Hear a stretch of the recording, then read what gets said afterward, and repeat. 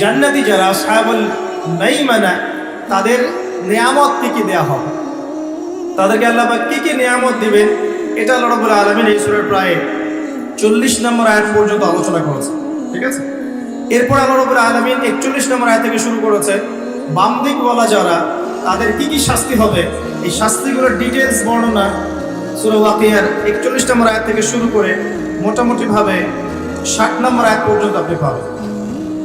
এরপরে 60-এর পরে 61 নম্বর আয়াত থেকে একটা নতুন অধ্যায় শুরু হচ্ছে, যে এই পৃথিবীতে আল্লাহ পাক আমাদেরকে যে নিয়ামতগুলো দিয়েছেন এইগুলোর কথা আল্লাহ পাক স্মরণ করে দিচ্ছেন মোটামুটি ভাবে 74 নম্বর আয়াত পর্যন্ত।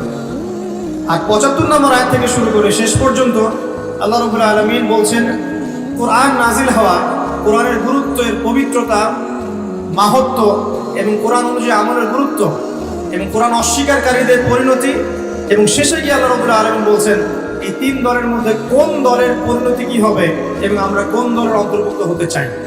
এভাবে আল্লাহ রাব্বুল আলামিন সূরাটাকে শেষ করেছেন।